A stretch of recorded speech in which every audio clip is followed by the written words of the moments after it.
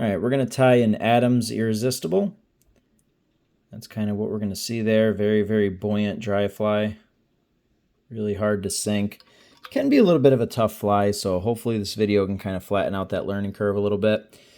In the vise, I have a Firehole 718 size 14, and this is going to be 16-aught Vivus thread in brown. So I'm going to get my thread started a ways back here, and I'm just going to kind of take a look at how much space I'm leaving between my thread and the eye, and that's how much space I'm going to want to leave for my hackle and all that kind of stuff. So we're going to start our thread back.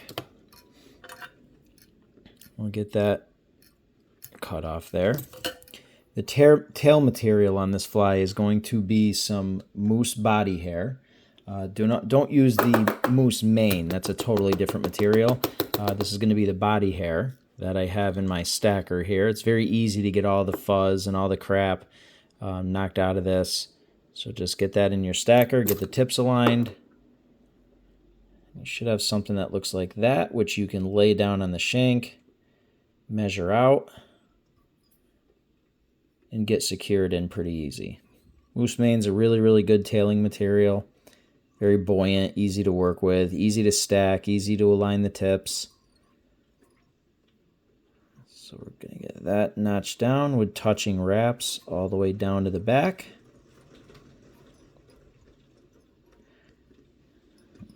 We'll gather any loose fibers there, give it a final wrap. And that's going to be our tail. So we'll move this with touching wraps to the front. Thread control is going to be important if you want to just wrap forward and not have those fibers go all over the place. So we'll come in here, get that snipped off, tidy that up a little bit, and we're good with the tail. It's splaying a little bit more than I'd like it to, but that's no biggie. Okay, so what we'll do is we're going to pull out a fairly lengthy bit of thread, not quite down to my pedestal base, but enough, and we're going to tie in a dubbing loop all the way to the back, and this is where we're going to work on our body here and get that situated the way we want. Now there's a couple of ways to do a body on this fly. One of the ways that you can do it is you can simply spin deer hair and pack it.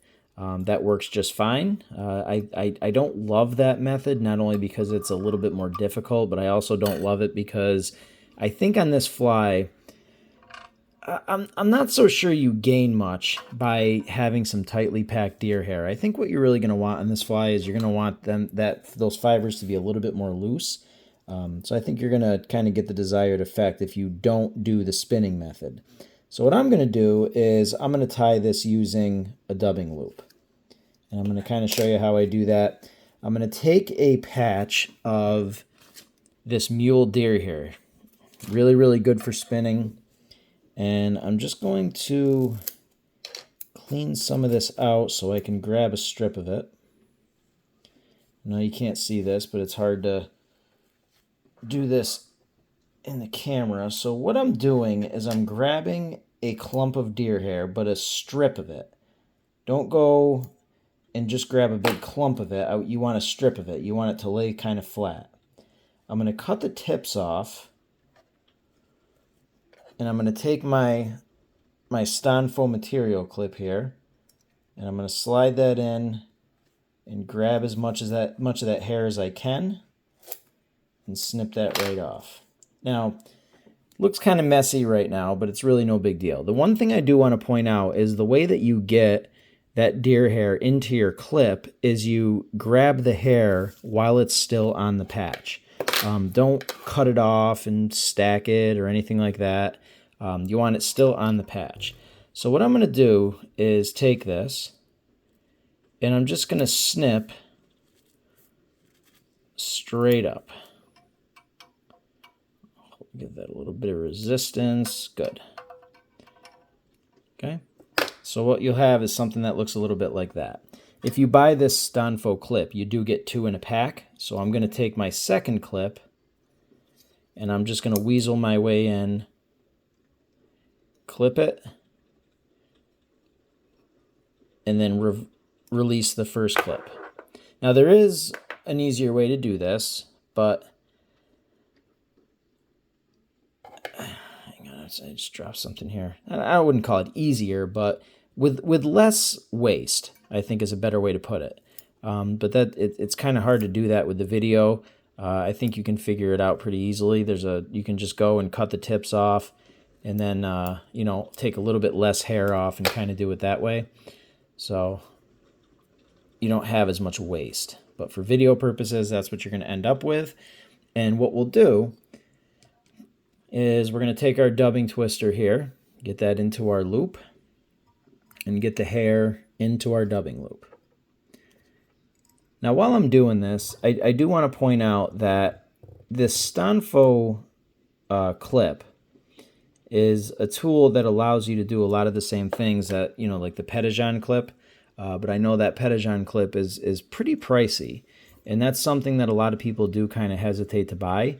And I understand it. I mean, you're paying a good amount of money for something that doesn't really seem to accomplish anything all that crazy. This Stanfo clip will absolutely take care of what you want it to do. Is it as good? No, I don't think it grips the material as strong as the Petitjean one does. But what you can do is you can alleviate that by putting some pressure on the clip yourself with your fingers. So you can kind of get the best of both worlds. You can get an economy clip that works just fine, and you can apply the extra pressure yourself. And I think that'll get you into a material clip for a little less money, because I know that Petitjean one can be pricey. It's a good clip, though. Okay, so I just spun that deer hair in my dubbing loop, and we get a little something that looks like that. So I'm going to transfer my hackle pliers onto the loop, and what we'll do is I'm going to utilize the rotary function. I'm going to go forward with my thread just to eat up some of that bare thread, and then I'm going to work my way back and start to wrap that spun deer hair onto the hook shank with touching wraps all the way up to the front. It's going to look like crap. It's going to be all over the place, but it really doesn't matter. We're going to trim that up, get it the way we want. I think I took maybe one wrap too many. You don't want to eat up the front of your hook too much, because you're going to need that room for your hackle and your wings and all that kind of stuff. So make sure you try to stick with the measurement that you used in the beginning of your tie. So now I'm going to go through and cinch that down nice and tight. Get all that tied in there. I don't know what's going on here. It's not wanting me to bite down on that too hard, but that's fine. We can slip in here, get that off. So one of the biggest problems that a lot of people have with this fly, and rightfully so, you know, it's not the easiest fly in the world to tie, is getting that body. That's a really tough thing to do. Spinning that deer hair on a small fly is pretty difficult. You know, doing it on a big streamer is also not the easiest thing in the world, but I think it's certainly easier than this. So an easier way to do that, just get a dubbing loop, spin that around, cinch it down, and I think you're going to get exactly what you need if you do it that way instead. I've been doing it this way for years. Very simple. All right, next order of business is we want to shape the body. So what I use is these flexible razor blades. You can get this pretty much from anywhere. I've been tying these all day, so you can see how I keep track of this. I write no on the side that I'm currently using. So I know that this side, side 3, is the side that I was using when I was tying my other flies. So this edge is going to be a little bit dull, and you always want to use the sharp. So you always want to work sharp. It's the easiest way to do this. So I'm going to use this side down here, the side marked 4. So I'm just going to grip that in my fingers, and I'm going to squeeze it to bend it. They make a tool for this. They do make a tool, and obviously it works just fine. I prefer to do my blade work with my fingers. So I'm going to start a little bit higher on the hair, and I'm going to taper it down so that I can start building a tapered body here. Might have gone a little too far there, but whatever. We're going to spin this around. We're going to hit all 4 sides, making sure that we're progressing down towards the tail at an angle. Now when you do that, it's going to be kind of messy. So what I do is I take a little brush here and just kind of go through and just hit it with that, and that'll get rid of most of what you've already cut, leaving behind what you missed. So now we'll do a combination of a couple of different tools. I'm going to come in here with some fine point scissors. I'm going to get rid of these fibers here at the tail. I don't like to go too close to the tail with my razor blade because you can't really tell what you're doing. And obviously you'll get right in there and you'll cut your tail material off. And if I have to explain why that's a problem, you're probably not going to be able to efficiently tie this fly anyway. So I'm going to come in here and as many little chunks as I can get off, clean up that tail area. It's going to be a good thing. These are right close to the tail, so I'll get rid of those too. And again, clean up so I know what's gone and what needs to be cut. And still missed a few. Come in, snip that off, snip that off.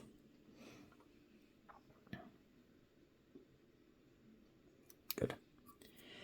All right, so again, as I mentioned before, you can use regular scissors or you can continue to use the razor blade at this point, whatever floats your boat. What I'm going to do is I'm going to use a little bit of a different tool here if I could find it. My desk is a little bit more of a mess than it normally is. I know a lot of people, their desk is always like this, but I don't really buy into that. I actually keep my desk pretty clean, so I think you all should too. Keep your desk clean. Stop being a slob. I'm going to play the odds here and bet that there's a Mike watching this video somewhere in the country. So, Mike, clean your desk up. Ridiculous. I like a nice, neat desk where I can find things. That's the way I've always been. Now, the rest of my house, that's a different story. So, the tool I was looking for, you can see that the blade on these scissors is curved. So, that allows you to get right in there and maintain that taper and really get that body shaped the way that you want it. We'll come in here with the brush. Again, get rid of some of that excess. Shaping the body can take a little bit of time. These flies are, you're not cranking out a dozen of these in no time. They take a little bit of work. But the finished product is definitely worth it. It's a super, super buoyant dry fly. Obviously really effective. It's out there for a reason. So it's definitely worth going through the trouble. Okay, so that's about good right there. So what we'll do is I'm going to take a couple of really nice tight turns with my thread and work that down towards the eye and get the front part of my fly ready for my wings and my hackle. So I got a couple of pieces of natural mallard here. And the way that I do this is I put them up next to each other and I slide them up to align the tips. I like to do my wings with 2 feathers. I'll stroke all those fibers forward. Get everything aligned the best I can. That looks good right about there. And I'm going to tear off some of these fibers off the butt section just to clear out anything I'm not going to need.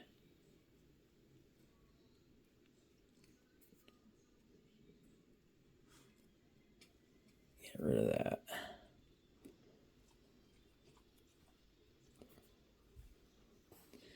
All right, so once that's all clear, just go back in, realign the tips, make sure you're all good. Squeeze it down.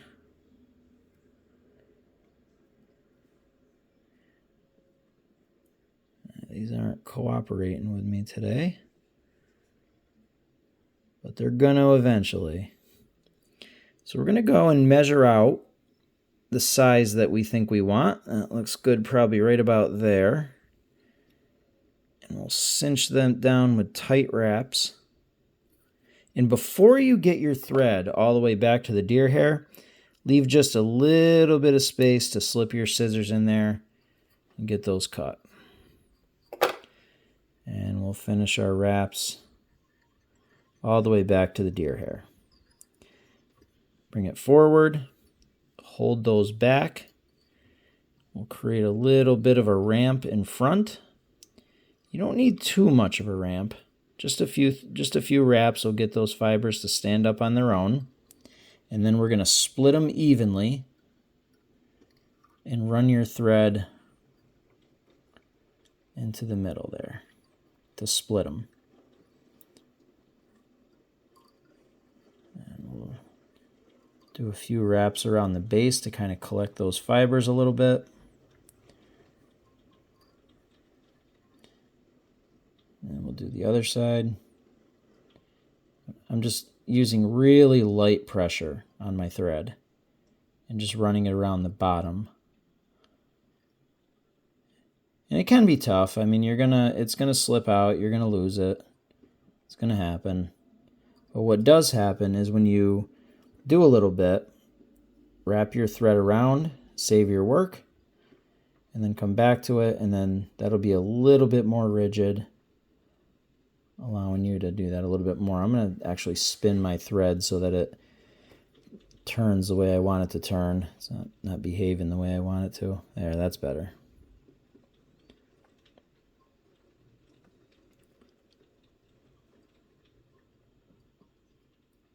And then once they're kind of gathered, you can wrap some thread around it and move them around however you'd like. So I'm going to pull it forward, move that wing down and over. That's kind of where I want to see it. So now I'm just going to take my thread back up, lock my work in,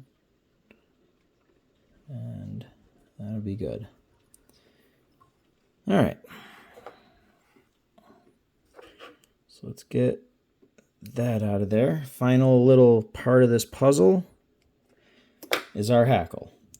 So I'm going to do a brown and grizzly, just like in Adams. I'm going to take the grizzly feather, which is the feather that I'm going to wrap second, and I'm going to tie that in first. And the first feather I'm going to wrap is the brown, so I'm going to tie that in second. So the first feather you're going to wrap gets tied in second. And we'll just go and secure all these. Get all that snipped off.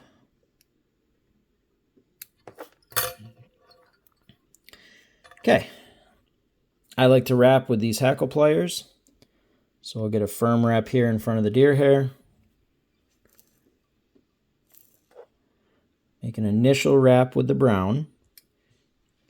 Bump it out towards the eye of the hook as you wrap it to leave a little bit of space in between those hackle wraps. You don't want touching wraps when you're tying in two hackles, because if you catch it the wrong way, it can just flare out, go all over the place on you.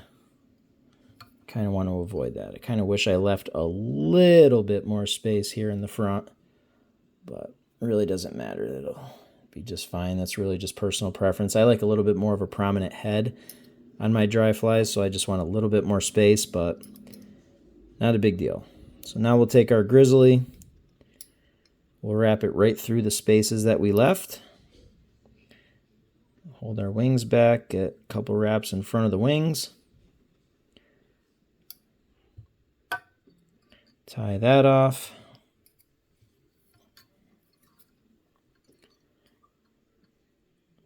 And we'll double these feathers back so I can secure the tips. Slip that in there. All right. Couple of stragglers. But overall, I think we're pretty much good to go here. So we'll slip our whip finisher in there. Get a few wraps of that. Tie that off. Snip it clean. And there you go. That is the Adams Irresistible. Deer hair body. Double hackle like an Adams. Really, really buoyant dry fly. Fun to tie, but not the easiest thing in the world. Really pretty fly. I'll probably go and trim the body up a little bit and just clean up some other pieces, but that's pretty much it. So hopefully that helps a little bit. This can be a pretty tough fly to tie. If you have any questions or anything, just leave them in the comments.